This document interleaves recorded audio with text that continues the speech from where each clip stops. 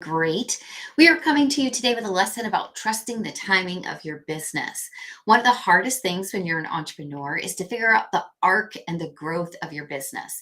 And one of the best things that you can do is set great goals. So these are 5 simple steps to helping you reach your biggest goals. And the first thing you need to do is your goal solid? So, for example, we have a 6 figure income from signature loan signing.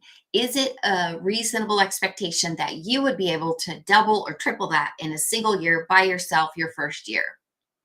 Probably not a solid goal, right? So, how do you set a solid goal? One way is to test it by the old standard. Is it SMART? SMART. And a SMART goal has several aspects of it that can help you as you're setting your specific business goals. It's specific. So, it's not that you're going to have more signings, it's that you're going to have 10 signings per week. It is also measurable. You can tell how many signings you had, and you have to track that in order to measure it. So, you want to keep statistics on your business to see how your signings are going up and down, whether you're doing general notary work or actual loan signings. It's achievable. It wouldn't be achievable to say, I'm going to do 1,000 signings a week or 100 signings a week. The signing takes about an hour, right? And our goal is for you not to be working even 40 hours a week if possible. So let's say you wanted to do 10 a week. That might be more reasonable. You also want and measurable and achievable. You also want it to be relevant, right? You don't want your goal to be in your loan signing business. I want to get along with people better. That's important in this business, but it's not relevant to the actual nuts and bolts of your business, the income that you're trying to generate. And you want it to be time bound. So you may want to say a goal like, my loan signing business will have a minimum of 10 signings a week by June 2022, and then track and see how close you are. Now, one of the most important things is to focus on the activities that produce the income and the impact that you seek. A lot of us get caught up in what I like to call busy work.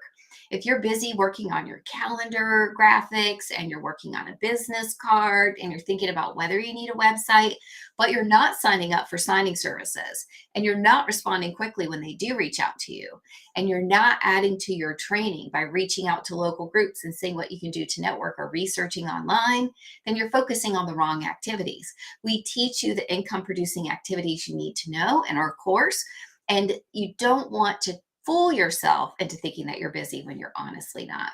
You want to set small goals along the way. So if your goal is to have 10 signings per week by the end of June, maybe if you don't have 10 signings next week, that doesn't mean you've missed your goal. The goal should be an arc, right? So maybe it's that you had 2 signings and then 2 signings, but then 3 and then 4. And then if you slide back a bit, that's okay too. Your goal is to reach 10 a week by the end of June, right? We're just using this as a hypothetical example. So responding and measuring to what we're doing is really critical. So let's say that you had no signings for the first 2 weeks. But then you reached out and signed up with 4 more signing services, and you got 2 signings the next week. Track what measures. So go back and say, the more signing services I sign up with, the quicker I am to respond to their requests, and the better I do in those appointments. That's what's growing my business. So I'm going to double down on those activities. It turns out that making cold calls, going to networking meetings, and creating business cards online isn't really feeding my business. So I'm going to put those activities aside for the time being. There may be times in your business where ancillary activities do need to be addressed. But when you measure what matters, when you say, hey, this week I had 6 signings, what was different? Maybe that'll help you in the arcs of your business.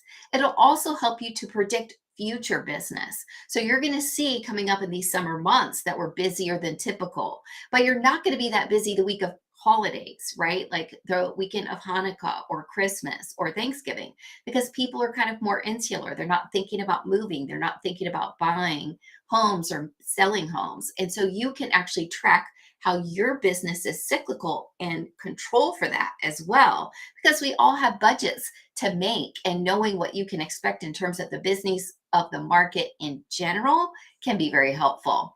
So trust your path. It may take time. The reason I've set these goals up for you is that so often somebody will start an endeavor, never really get into it, never really give it the time and the energy it needs to build, to be known in the industry, and to put the effort behind growing your practice, and they give up. I signed up with 2 signing services. I took a course and it never really panned out for me. That's not really a pursuit of a 6 figure business. If you treat every customer like they're your only customer, imagine what that could do for your business, how you could provide the customer service you want to provide. That's a tip from Alex Ramosi, who I highly recommend someone you follow on social media. So a lot of people have unrealistic expectations about what's going to happen the second they enter any business, right? We've all heard it. I started my MLM business and it didn't become a millionaire overnight, right? I started my loan signing business and I didn't make an average of 6 figures in the first month. That's to be expected because Rome wasn't built in a single day. But you can build a great business. You can build a great life if you do it by committing to these SMART goals, by measuring and being responsive, and by trusting the timing. If you want more tips like this, feel free to join our free Facebook group, Resilient Successful Lifestyles. That's where we break down in our guide section all the different ways that we do for any type of business, the important mindset work, what you need to be prepared, and so much more. Thanks for popping by. We hope your signings were light and easy. We have 4 signings tomorrow, so we'll check back in with you and let you know how those go. We hope yours are busy and simple. Have a great night, everybody. See you back here tomorrow.